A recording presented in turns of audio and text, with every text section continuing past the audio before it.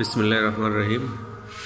প্রিয় স্বতন্ত্র ইবতেদায়ী মাদ্রাসার শিক্ষক ভাই ও বোনেরা, সবার প্রতি আন্তরিক সালাম, আসসালামু আলাইকুম। আজকে যে কয়েকটা বিষয় নিয়ে কথা বলবো সেটা হচ্ছে নীতিমালা প্রস্তুত নাই কেন, বা নীতিমালা এ পর্যন্ত কার্যকর হলো না কেন, বা মন্ত্রণালয়ে পাঠানো হলো না কেন, এখনও কেন ডিজি অফিসে আছে সে বিষয়, কেন বেতন ভাতা এত বিলম্ব, কেন আমরা ঐক্য নাই, জেলাভিত্তিক কেন এত মিটিং আর সিটিং। যেহেতু আমাদের বেতন হচ্ছে, তাহলে কেন এই কোটেশনগুলো আসবে? অনেকেই বলে যে বেতন এই মাস, আগামী মাস, সেই বিষয়গুলো নিয়ে আমরা ক্লিয়ার করতে চাই। সেটা হচ্ছে যে নীতিমালা প্রস্তুত, এখন এটা সত্যি কথা, নীতিমালা এখনও চূড়ান্ত খসড়া অনুমোদন হয় নাই। সেটা হবে, আমরা যতটুকু নিউজ পাই একবার হয়ে গেছে, একবার হয় নাই। তো লাস্ট যে আপডেট, সেটা নীতিমালা এখনও খসড়া অনুমোদন যেটা প্রস্তুত, সম্পূর্ণ কার্যকর না, তো খসড়া অনুমোদন সেটা হয় নাই। ডিজি মহোদয় সম্ভবত আবার বসবে নেতৃবৃন্দদের সাথে, নতুন যে ডিজি মহোদয় আসছেন তিনি। তো এই সার্বিক বিষয়ের ভিতরে একটা বিষয় আমাদের খেয়াল করতে হবে, নীতিমালা কেন প্রস্তুত হলো না। এই জায়গায় আমাদের হয়তোবা আমাদের নিজেদের নেগলিজেন্সি আছে, নিজেদের গ্রুপিংয়ের কারণে সঠিক মতামত পাচ্ছে না। আগে স্যার যিনি স্যার ছিলেন, সে হয়তোবা ইচ্ছা হোক অনিচ্ছা হোক বা আমাদের কারণে হোক প্রস্তুত করা নেই, অনেক বিলম্ব হলো। তো নীতিমালা বিষয় না, আমাদের তো নিজেদের ব্যক্তিগতভাবে কোনো নীতি নাই, তাহলে নীতিমালা প্রস্তুত হয়ে কি হবে? কেন বেতন ভাতার বিলম্ব, যেটা হচ্ছে মেইন পয়েন্ট। কেন বিলম্ব? আমরা কি আসলে বেতন চাই, না আমাদের নেতৃত্ব বা কর্তৃত্ব চাই, বা আমাদের সংগঠন চাই? কেন কখনো কি ভেবে দেখেছেন, বা দেখা উচিত ছিল আমাদের, যারা আমরা সাধারণ শিক্ষক আছি, কেন বেতন হয় না? আমাদেরকে সরকারি দেয় না, নাকি আমাদের হয় না? প্রাইমারি স্কুল হয়ে যায়, অন্য অন্য প্রতিষ্ঠান হয়ে যায়, সবাই এগিয়ে যায়, হয়ে যায়, কিন্তু আমাদের হয় না। এর ভিতরে বিএনপি সরকার ছিল, আওয়ামী লীগ সরকার ছিল, বা জামাত বিভাগ একসাথে ছিল, সব কিছুই ছিল, কিন্তু আমাদের বেতন হয় না। এখানে আলেম ওলামা বেশি, হয়তো বা এটা অপরাধ, কারণ যাদের ভিতরে নীতি বেশি, তাদের ভিতরে অনৈতিকতা বেশি। যে স্বর্ণের দাম বেশি, এর ভিতরে খাদও বেশি, এর ফাঁকি যোগিয়ে দেয় বেশি, ইমিটেশনও বেশি। তো আমাদের এই আলেম বেশি থাকাতে আমি মনে হয় যে সমস্যা। এরা সবাই সুন্দর পোশাক পরে, কিন্তু বিশ্বাস্ত কাজ কতটুকু হয় সেটুকু দেখার বিষয়। তো আমি যেটুকু বুঝছি, আমাদের এই গ্রুপিং না করে যদি আমরা সহায়ক হইতাম, আমরা বেতন চাইতাম, তাহলে হয়তো। কিন্তু বিভিন্ন সময় বিভিন্ন সংগঠন হয়েছে, হ্যাঁ অনেক সংগঠন থাকে, কিন্তু নীতি নৈতিকতা যদি এত নিম্ন পর্যায়ে চলে যায়, তাহলে হয় না। মিথ্যা আশ্বাস কেন দেবো, মিথ্যা বয়ান কেন দেবো? এই যে বেতন ভাতা দিই, আপনি যদি ফেয়ারলি চেক করেন, একেবারে সঠিকভাবে চেক করেন, দেখেন আমাদের কোন এক সংগঠন চাবে যে আরও সংগঠনের মাধ্যমে বেতন না হোক, দুর্নাম করবে। কেন এটা? স্বতন্ত্র ইবতেদায়ী মাদ্রাসার বেতন অনেক আগে হয়তো, যদি আমাদের নীতি নৈতিকতা ঠিক থাকতো আর আমরা ঐক্য থাকতে পারতাম। আমাদের ঐক্যতা নাই। তো আমাদের এই বেতন বিলম্বের একটাই কারণ, আমাদের নিজের ঐক্য নয়, সরকারের উদাসীনতা আর আমাদের সঠিক পথে না হাঁটা, এই বিষয়গুলো কারণে আমাদের বেতন এত বিলম্ব। কেন আমরা ঐক্য নয়? এখানে একটা প্রশ্ন আসছে, কেন যে এই সংগঠন কেন তারা ঐক্য করতে পারছে না? এই জায়গায় একটাই প্রশ্ন, সেটা অ্যান্সার হচ্ছে যে হয়তো বা কোনো বেনিফিট আছে। সবাই নেতা হতে চায়। এখন অনেক নেতাই আছে যার কি নাই, প্রতিষ্ঠানে সে উল্লেখযোগ্য কোনো শিক্ষক না। এখন জয়নাল আবদিন জিহাদিস, যিনি হচ্ছে দাখিল মাদ্রাসা সুভাষেও স্বতন্ত্র ইবতেদায়ী মাদ্রাসার নেতা হতে চায়, বা নেতা ধরে রাখতে চায়, নেতৃত্বে আছেই। তো এটা কারণ একটাই, সে হচ্ছে এখানে আল্লাহর ওলি, সে এই জায়গাতে কোনো বেনিফিট নেয় না, দেওয়ার চেষ্টা করে এই কারণে। তাছাড়া সে কেন জোর করে নেতা থাকতে হবে? তার বিরুদ্ধে অনেকে অনাস্থা প্রকাশ করার পরেও সেই ইবতেদায়ী নিয়ে কথা বলে বা বলতে চায়।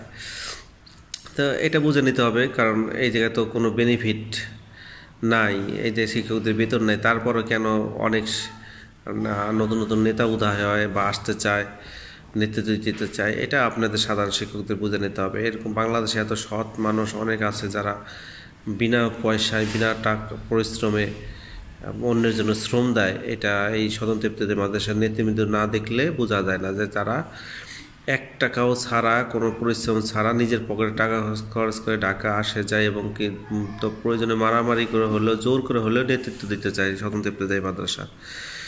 কারণ এই স্বতন্ত্র ইফতেদায়ী মাদ্রাসার মাধ্যমে তারা জান্নাত কামাইতে চায়, এইটাই মনে হয়। তাছাড়া না, তাহলে আমি যতদিন এই একটা ইফতেদায়ী শিক্ষা উন্নয়ন বাংলাদেশের কেন্দ্রের নেতৃবৃন্দের সাথে মিশে এবং কেন্দ্রে একটা পদে থেকে দেখেছি যে এই প্রতিষ্ঠানে বা এই সংগঠনে টাকা দিতে হয়।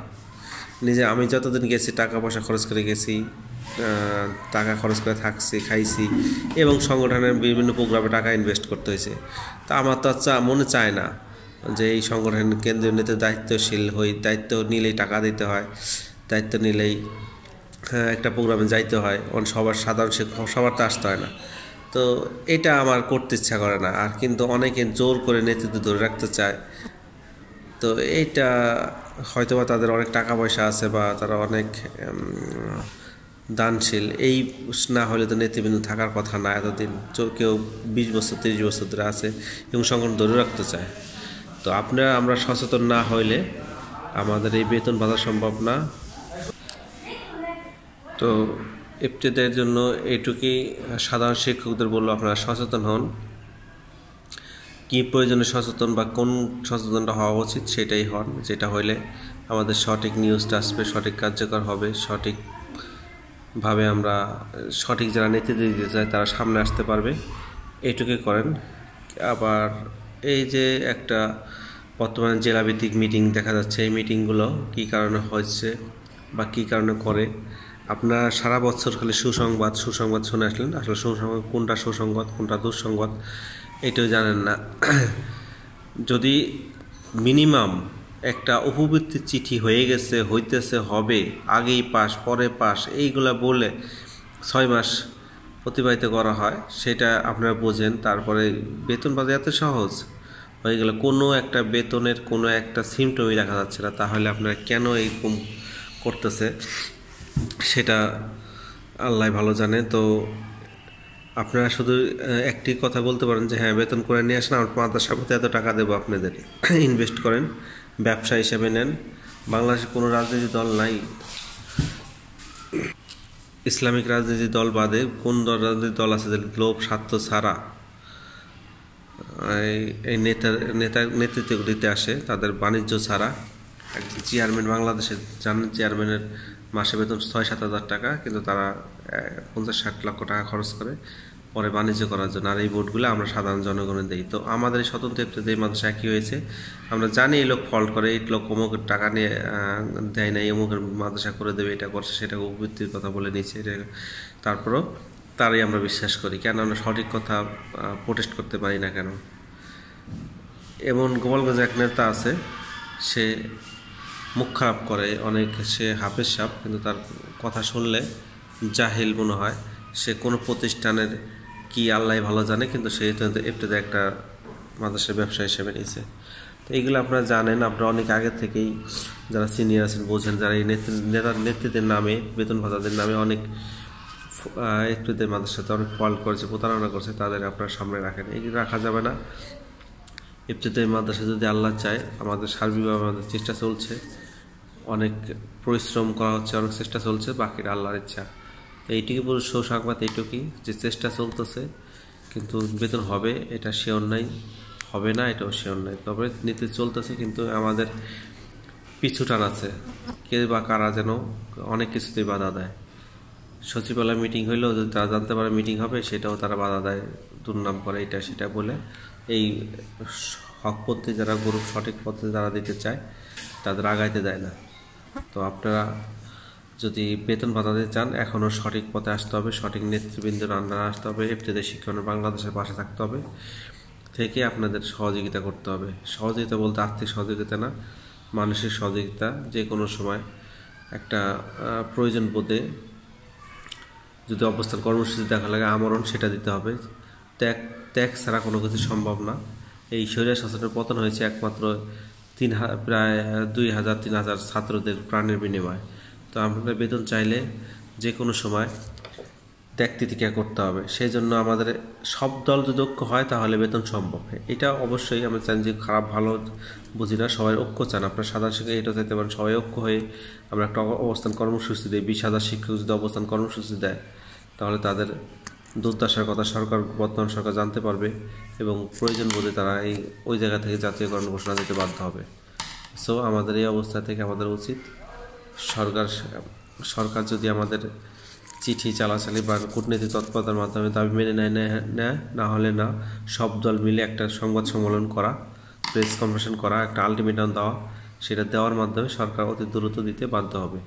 তো বাধ্য আমরা না বলি না, আমাদের নিতে অধিকার দিবে, আমাদের বাধ্য করতে চাই না সরকারে। তো আমাদের 40-42 বছরের যে প্ল্যানিং সেটা সরকার জানুক। যদি আমরা অধিকার বঞ্চিত হয়ে থাকি, বৈষম্যের শিকার হয়ে থাকি, তাহলে অবশ্যই সরকার এটা আমাদের দেবে। আর যদি তারা মনে করে না আমরা বৈষম্য শিকার না, তাহলে আমাদের নিষেধ করে দেবে। তো এই জন্য আমাদের সব দলকে যদি সাধারণ শিক্ষক সবাই মিলে ঐক্য চাই, একটা অবস্থান কর্মসূচি চাই, এইটা আমাদের বেস্ট হয়। অবস্থান কর্মসূচির আগে আমাদের একটা সংবাদ সম্মেলন প্রয়োজন, সরকারকে আলটিমেটাম দেওয়া যে আমাদের কাগজপাতি নিয়েও কেন, আমাদের আশ্বাস দিয়েও কেন হয়রানি করা হয় বা আমাদের অবহেলা করা হয়, এই সঠিক জবাব না পাইলে আমরা অবস্থান কর্মসূচিতে যাব। এই বার্তা আমাদের সাধারণ শিক্ষকদের মাধ্যমে আমি আমার কাছে এই ভিডিও বার্তার মাধ্যমে দিচ্ছি। সবাই ভিডিওটা শেয়ার করে এবং আমার এই চ্যানেলটি সাবস্ক্রাইবের মাধ্যমে সকল শতদীপ্তিদের মাদ্রাসার সকল সাধারণ শিক্ষক ভাইদের কাছে পৌঁছে দেবেন।